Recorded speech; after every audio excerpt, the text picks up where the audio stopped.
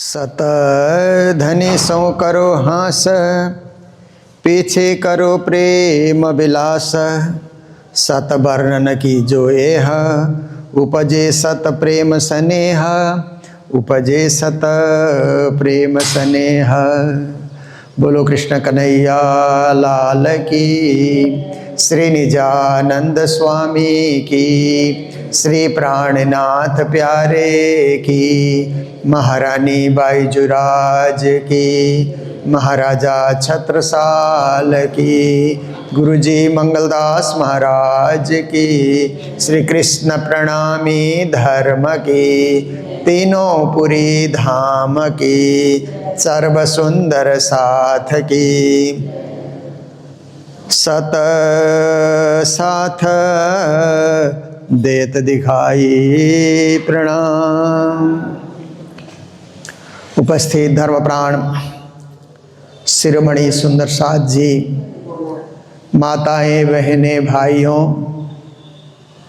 आज हम श्री कृष्ण प्रणामी मंदिर सिलीगुड़ी में बैठ करके वाणी चर्चा का रसस्वादन कर रहे हैं और अपने आप को पवित्र बनाने के लिए प्रयास कर रहे हैं। तो देखिए, तन पवित्र, मन पवित्र, धन पवित्र और अंत में जाकर के आत्मा पवित्र। सब चीज को पवित्र रखना बहुत जरूरी है। सबसे पहले तो तन ही आता है। शरीर, शरीर नहीं तो कुछ नहीं। शरीर है तो सब कुछ है। शरीर माध्यम खलु धर्म साधनम कहते ना। शरीर के माध्यम से ही संपूर्ण धर्म कार्य होता है। और परमात्मा ने मनुष्य का शरीर इतना सुंदर बनाया है, इस शरीर से हर प्रकार से उनकी सेवा हो सकती है। उन्होंने हमें पुजारी के रूप में तैयार किया और जितने भी प्राणी हैं उनको तो संसार खेल खेलने के लिए, तमाशा दिखाने के लिए उनको तैयार किया। पर मनुष्य को उन्होंने सोच सोच करके अपनी पूजा कराने के लिए, अपनी आराधना कराने के लिए योग्य बना करके मनुष्य का शरीर दिया है। इसलिए हम चाहें तो इस शरीर से परमात्मा की पूजा हो सकती है, हमारे अंगों से उनकी सेवा हो सकती है। आप देखिए कि हाथ से कितनी सेवा होती है ना। सब साफ सफाई से लेकर के साज श्रृंगार, भोग व्यंजन, चंदन वंदन, आरती, सब कुछ तो हाथ ही से होता है। सबसे पहले हम लोग फिर मंदिर की सफाई करेंगे, वो भी हाथ से ही सारा काम होता है। फिर उसके बाद राज्य का श्रृंगार करेंगे, वो भी हाथ से ही होगा। अच्छी तरह श्रृंगार को सजाना। उसके बाद हम भोग व्यंजन तैयार करेंगे, वो भी हाथ से ही होगा। चंदन तैयार करेंगे, वो भी हाथ से ही होगा। आरती उतारेंगे, वो भी हाथ से ही होगा। देखिए, अगरबत्ती घुमाएंगे, वो भी हाथ से ही होगा।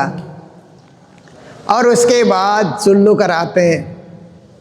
राज्य को जब भोग हो जाता है उस समय चुल्लू कराते हैं, वो भी हाथ से ही होता है। देखिए, और उसके बाद फिर प्रसाद, राज्य को भोग धराने के बाद जो प्रसाद पाते हैं वो भी हाथ से ही होगा। हाथ से ग्रहण करके, हाथ में लेकर के फिर उसको ग्रहण किया जाता है, उसको खाया जाता है। पर प्रसाद को खाना नहीं कहा जाता है। प्रसाद खाना नहीं है, प्रसाद पाना कहा जाता है ना। प्राप्त करना, जीवन को धन्य बनाना, प्रसाद पाकर प्रसन्न होना कि आज मुझे प्रसाद मिला।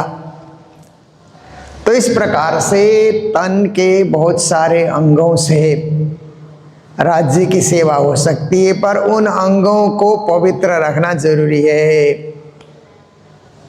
जहाँ कहीं हाथ घुमा रहे हैं, नहीं धो करके साफ करके हाथ भी शुद्ध, फिर पाँव भी शुद्ध, शरीर भी शुद्ध, मन भी शुद्ध। देखिए पवित्र उसी को कहा जाता है। शुद्धता के बाद और एक सीढ़ी चढ़ने से पवित्रता वाली बात आती है। और ये पवित्रता वाली बात केवल धार्मिक लोग समझते हैं। संसार के सब लोग पवित्रता की बात नहीं सोचते हैं। वो तो साफ सफाई है तो खुश हो जाते हैं। तभी गुरुजी ने मंगल सूक्ति में कहा ना, आजकल सफाई का युग आ गया है, पवित्रता का नहीं। तो पवित्रता से करना ये धार्मिक विधि है, उसे धर्म के अनुयायी लोग ही समझ सकते हैं। तो आप देखिए कि तन आपने पवित्र कर लिया, अच्छी बात है। फिर मन भी पवित्र करना, क्योंकि मन बुरा बुरा सोचता है ना, कभी उटपटांग सोचता है, उल्टी उल्टी बातें सोचता है, किसी के विषय में व्यर्थ चिंतन करता है। तो मन को भी पहले से कहना कि अभी हम पूजा में बैठे, इसलिए केवल राज्य के विषय में सोच, राज्य का ध्यान, राज्य की पूजा, राज्य की आराधना हो रही है, तो और किसी के विषय में सोचना ही नहीं है। सबको भुला दे, घर परिवार रिश्तेदार सबको भुला दे, केवल राज्य के विषय में सोच। मन को भी तैयार करना होगा। फिर धन भी कुछ सेवा में धन लगाएं। देखिए धन तो जो भी है हर एक के पास कम ज़्यादा होता ही है। साधारण व्यक्ति है तो थोड़ा पैसा उसके पास होगा, थोड़ा संपन्न व्यक्ति है तो ज़्यादा पैसा उसके पास होगा। अपनी हैसियत से चाहे 1 रुपया चढ़ाओ चाहे 1000 चढ़ाओ, पर क्या है कि चढ़ाने से धन पवित्र होता है।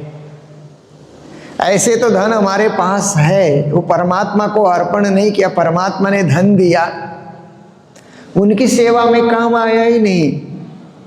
हम मंदिर में आए तो मंदिर में आने का अर्थ है कि मंदिर में परिक्रमा करें और जो अपने से बने दान पात्र में डालें, तो धन पवित्र हुआ ना। आरती हो रही है तो जो अपने से बने आरती की थाली में डालें, चाहे आप 1 रुपया डालिए, 5 रुपया डालिए, 10 रुपया डालिए, 50 डालिए, 100 डालिए, कोई कुछ नहीं बोलता है, क्योंकि प्रणामी परंपरा में किसी चीज़ का इतना ही डालना होगा, ऐसा कुछ नहीं है। आप अपनी श्रद्धा डालिए, श्रद्धा भाव भक्ति से जो कुछ आपसे बन पड़ता है उतना ही आपको करना है, उससे ज़्यादा करना कोई आपको जबरदस्ती नहीं करेगा। आपकी भावना है, आपकी भक्ति है, आपकी सेवा है, पर कुछ करना होगा तभी तो धन पवित्र होगा। सारा धन अपने लिए, अपने परिवार के लिए खर्च जिसने किया तो उसका धन पवित्र कैसे होगा। इसीलिए कुछ राज्य के लिए, कुछ परमार्थ के लिए, कुछ परमात्मा के लिए, कुछ जन सेवा के लिए, कुछ मानव सेवा के लिए हम खर्च किया करें। जो अपने से बन पड़े तो धन भी पवित्र होता है। तन पवित्र हुआ, मन पवित्र हुआ, धन पवित्र हुआ। और एक चीज को पवित्र करने की जरूरत है, वो है आत्मा। हमारे अंदर छुप कर आत्मा बैठी हुई है, पता ही नहीं लगता कहाँ बैठी है। इतना सूक्ष्म उसका रूप है, इतना छोटा आत्मा का रूप है कि अणु रणीयम महतो महीयान। गीता में कृष्ण ने कहा आत्मा अणु से भी छोटी है, परमाणु से भी छोटी है। अणु को तो हम आंखों से देख सकते हैं, छोटे छोटे सूर्य के कण को हम देख, सूर्य के प्रकाश में धूल के कण को हम देख सकते हैं ना, पर परमाणु को हम नहीं देख सकते। परमाणु को देखने के लिए माइक्रोस्कोप की जरूरत होती है, वो लगा करके देखेंगे तो वैज्ञानिक लोग परमाणु को भी देखते हैं। आत्मा तो उससे भी छोटी है कहते हैं, तो देखेंगे कहाँ से, वो दिखेगी नहीं, पर कार्य करती है महतो महीयान। बड़े बड़े कार्य आत्मा कर जाती है कि इस किसी का शरीर 1 क्विंटल का होता है ना, वो भी आत्मा उठाती है। किसी का 50-60 केजी होगा, 70-80 केजी होगा, पर किसी किसी का तो उससे भी ज़्यादा होता है, क्विंटल से भी ज़्यादा हो जाता है, क्योंकि वो शरीर का ध्यान नहीं रखते, खाते पीते रहते हैं, एक्सरसाइज नहीं करते, तो उससे शरीर बढ़ता ही जाएगा। तो ऐसा बड़ा शरीर भी परमाणु से भी छोटी आत्मा उठा देती है। आत्मा है तो शरीर उठता है, आत्मा है तो शरीर चलता है, आत्मा है तो आप इधर उधर भ्रमण करते हैं, जो भी करते हैं। तो पावरफुल है ना आत्मा, बहुत शक्तिशाली है। उस आत्मा को केवल शरीर उठाने में, शरीर सुलाने में, और उस आत्मा को केवल भोजन पचाने में, सांस लेने में ही हमने लगा दिया तो कोई पुरुषार्थ नहीं किया।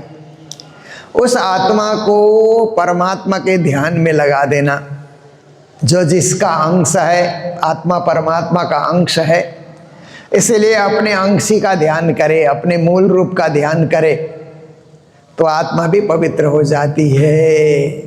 तो आप देखिए, स्नान से शरीर पवित्र होता है, भजन से मन पवित्र होता है, दान पुण्य करने से धन पवित्र होता है, और ध्यान करने से आत्मा पवित्र होती है। तो श्री प्राणनाथ जी महाराज आत्मा पवित्रता की बात वाणी के माध्यम से कर रहे हैं। तो आज की चौपाई में हमें समझा रहे हैं कि सत सात देत दिखाई। जब आप सत्य से जुड़ जाते हैं, परम धाम से जुड़ जाते हैं, और वाणी के सत्य वचन से अब जुड़ जाते हैं, तो सत्य परम धाम का अनुभव होगा, और परम धाम से आई हुई सत्य आत्माएं जो ब्रह्म सृष्टि हैं, उनका भी अनुभव होने लग जाएगा। और उन ब्रह्म सृष्टि को ही साथ करके श्री जी ने कहा सुंदर साथ, सुंदर संगठन। सुंदर साथ का अर्थ होता है सुंदर संगठन, और सुंदर साथ का दूसरा अर्थ होता है सुंदर वाई का संगठन। कैसे भी अर्थ करो, अगर सब अर्थ अच्छे होते हैं तो हर एक अर्थ को हम ग्रहण कर सकते हैं, धारण कर सकते हैं। तो कहते हैं कि आप राज्य से जुड़ो तो सुंदर साथ भी दिखलाई देते हैं। राज्य से जुड़ने के बाद कहीं भी जाते हैं तो हमारा मंदिर कहाँ है, हमारे सुंदर साथ कहाँ है, उसकी खोजी होती है। आप कलकत्ता जाइए, दिल्ली जाइए, बम्बई जाइए, आपके लड़के बच्चे घुमाने लेकर के गए तो आप कहेंगे बच्चों घुमाओ तो सही, पर हमारा मंदिर कहाँ है वो भी तो दिखाओ। वहाँ कुछ सुंदर साथ के दर्शन करें, कोई मेला मंडली हो तो वहाँ हमको पहुँचाओ। क्योंकि आप सत्य से जुड़े तो सत्य की खोज करोगे, अपने साथी की खोज करोगे कि मेरे सुंदर साथ कहाँ हैं। सत आनंद अंगनमाई, जब मंदिर में पहुँचते हैं, जब सुंदर साथ से मिलते हैं, जब मंदिर का प्रसाद पाते हैं, चंदन लगाते हैं, तो एक सत्य आनंद, सत्य सुख, सत्य तृप्ति, परिपूर्णता का अनुभव होता है कि आहा, जिसकी हम तलाश कर रहे थे वही हमें मिला। हम तो राज्य के मंदिर की तलाश कर रहे थे और मंदिर में आ गए, तो ऐसा लगता है कि राज्य के ही घर में आ गए। कहीं भी जाकर के मंदिर में प्रवेश कीजिए तो प्रवेश करते ही ऐसा अनुभव हुआ कि राज्य का घर है, संसार में बना हुआ है, राज्य का धाम है, उसमें हम प्रवेश कर रहे हैं। तो देखिए बड़ा आनंद का अनुभव होता है, अपूर्व आनंद। अंगनमाई, और वो आनंद अंग में नहीं समाता, मतलब इतना आनंद हो जाता है कि आनंद से आप भर जाओगे, आनंद छलकने लगेगा। आनंद जब छलकने लगता है तो कैसे पता लगता है? सबसे प्रणाम प्रणाम प्रणाम करते हुए अब बातें करोगे तो आनंद छलकने का अनुभव उसी में होगा कि आपके शब्द में, आपके हाव भाव में, आपकी बोली में, आपकी मुस्कान में, आपके यावत कार्य में आनंद प्रभावमान हो रहा है, आनंद उमड़ रहा है, आनंद छलक रहा है, आनंद अंग में नहीं समा रहा है, ऐसा भी अनुभव होने लगता है। सत साथ सौ करो प्रीत। श्री जी महाराज कहते हैं दुनिया में हमें एक कार्य करना है, वो है सुंदर साथ से प्रीत रखना। तो सुंदर साथ से प्रीत रखना है, आप रख सकते हैं, पर सुंदर साथ में प्रीत के बहाने लेन देन करोगे ना तो फंस जाओगे आप। केवल धर्म का ही संबंध रखिए, लेन देन का, पैसे का, उधार का आपने संबंध सुंदर साथ से रखा ना तो सुंदर साथ के रूप में कोई ऐसे व्यक्ति आपको मिलेगा जो आपका धन हरण कर लेगा, लौटाएगा नहीं, आपको परेशान करेगा। नाम मात्र का सुंदर साथ है पर उसका उद्देश्य कुछ और है। भीड़ में आकर के कोई भी सुंदर साथ बन सकता है, परंतु सुंदर साथ तो वो है कि केवल हम उसके साथ धर्म का व्यवहार करें, प्रेम का व्यवहार करें, प्रसाद वितरण करें और आपस में मिलते हुए मिलजुल की बात करें। जहाँ लेन देन आपने शुरू किया वहीं झमेला शुरू हो जाता है। तो सत साथ सो करो प्रीत। श्री जी महाराज कहते हैं सुंदर साथ से धार्मिक प्रीत, धार्मिक विधि, धार्मिक रीत आप अपनाओ।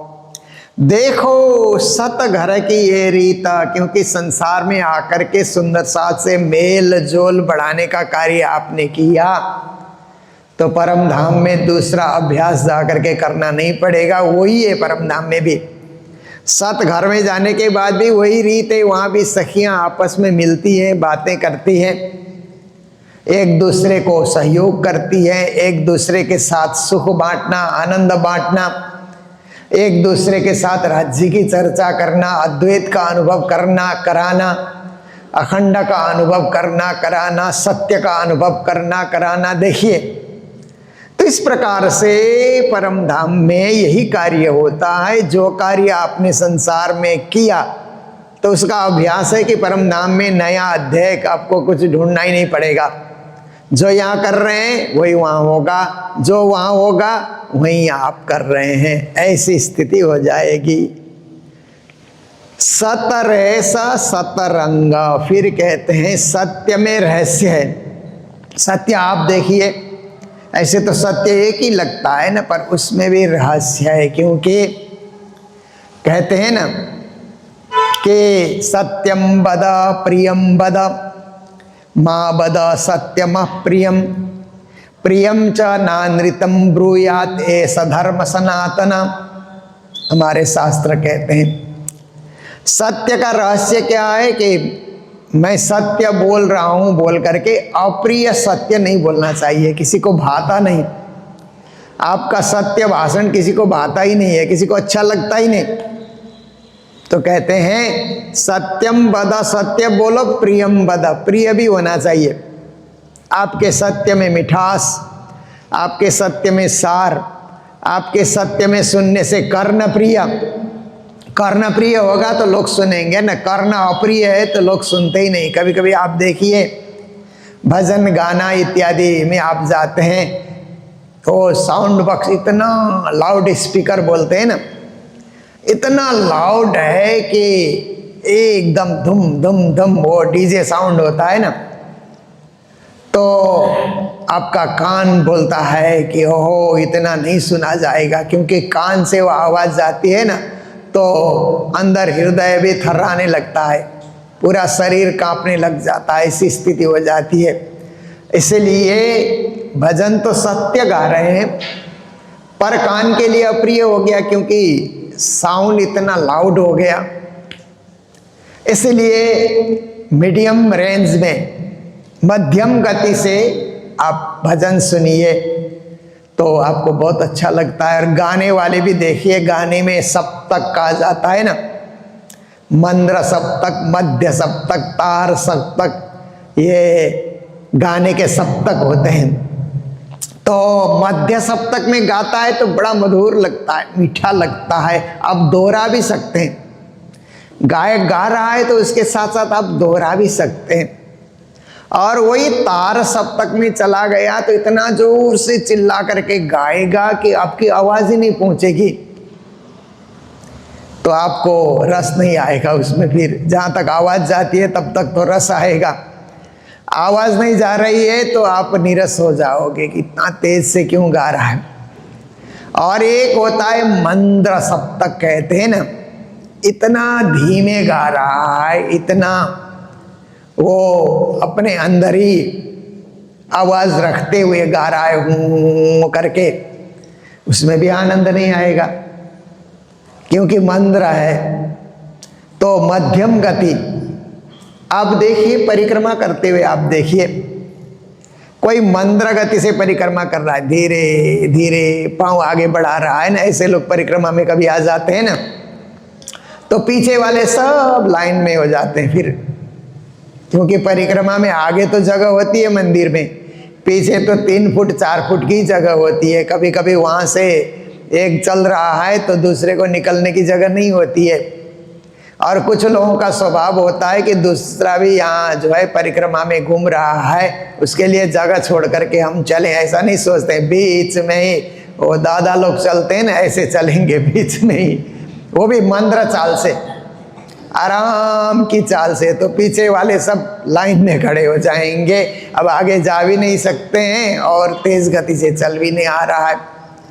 और कुछ लोग तीव्र गति से चलते हैं, फटाफट फटाफट, दूसरे लोग एक परिक्रमा करते हैं तो वो 3 कर जाते हैं, उनको ऐसे लगता है कि कहीं जाने की जल्दी है इसलिए परिक्रमा में वो जल्दी कर रहे हैं। इस चाल से कुछ लोग चलते हैं, वो चाल भी आनंद नहीं देता है, क्योंकि उस चाल में आपको, आप एक ही बार परिक्रमा करके आए, उसने 3 बार कर दिया तो आपको लगता है कि ये कोई दौड़ कर रहा है, कोई पुरस्कार जीतने के लिए कर रहा है क्या, ऐसा आपको अनुभव होगा।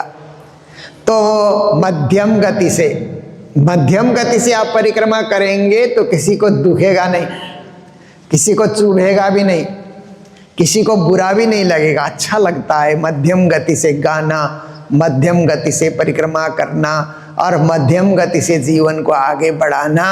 तो इस प्रकार से हम आगे बढ़ सकते हैं। आप देखिए तो सत्य भी किसी के सामने प्रकट कर रहे हैं तो मध्यम गति से, तीव्र गति से नहीं, मंद्र गति से भी नहीं, मध्यम गति से आप चलाइए। ये भी एक रहस्य है, सत्य का रहस्य, सत्य वर्णन करने का तरीका, तौर तरीके जो होते हैं वो भी अलग अलग हैं।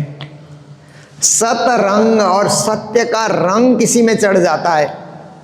जिसे आप देखिए कि कोई समय ऐसा था कि सफ़ेद कपड़े लेकर के आते थे, उसको रंगा जाता था ना, साधु संत भी रंगते थे।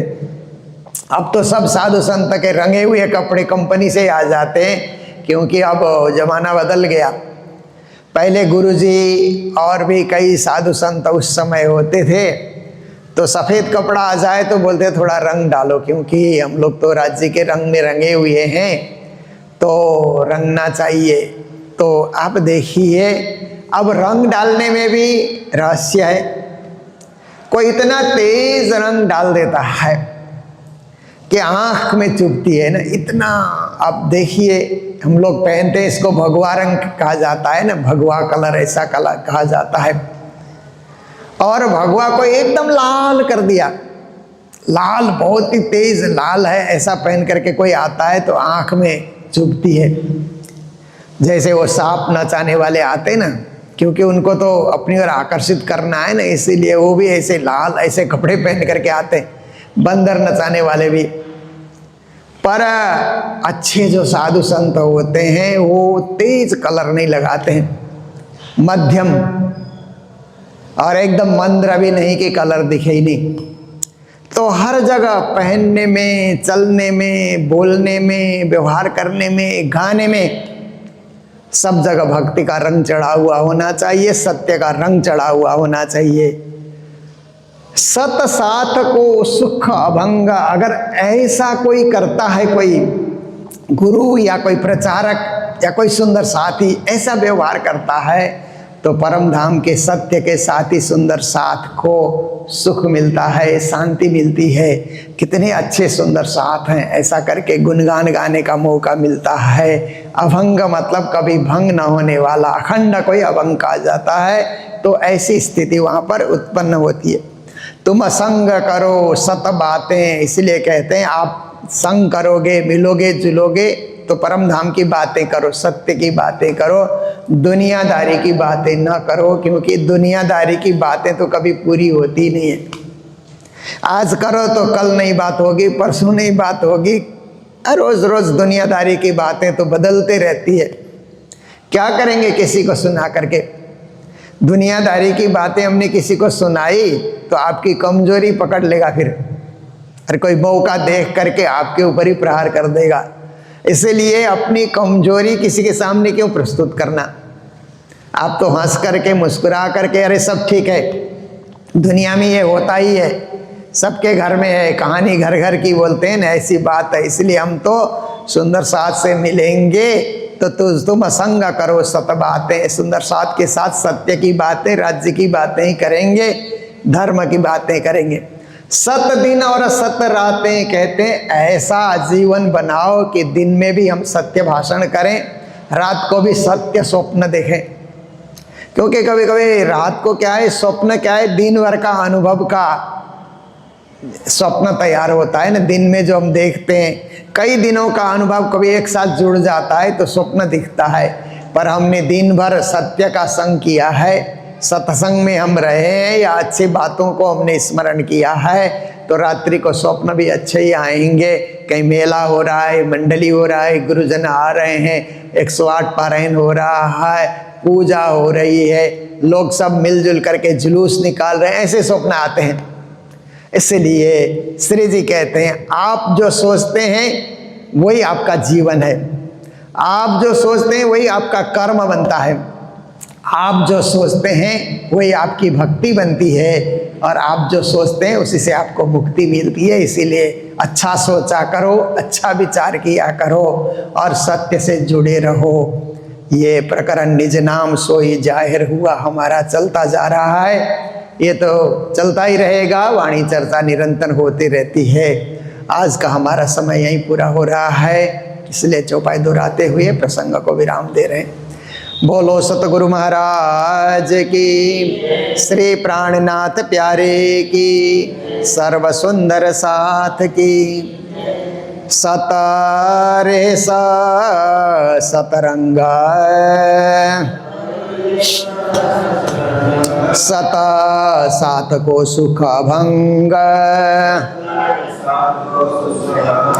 तुम संग करो सत बातें, सत दिन और सत रातें, सत दिन और सत रातें। बोलो श्री प्राणनाथ प्यारे की, श्री धाम के धनी की प्रणाम।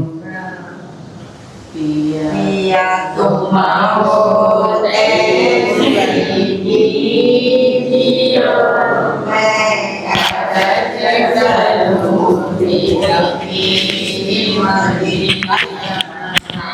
जैसी तुम्हारी नजरों मेरा तड़प तड़प जाए जीवन, जीवन रागो जीवे नहीं, क्यों मेरे दिल की प्यास जी तुम्हारे नाम किन सुगम पिया तुम हो मेरी आस जी, आस बिरानी तो करूं पिया जो कोई दूसरा हो यदि सब विरतिया की शाम दिन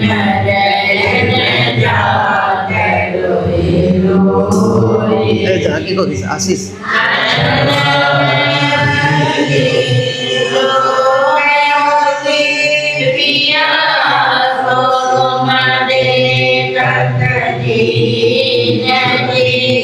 जब तुम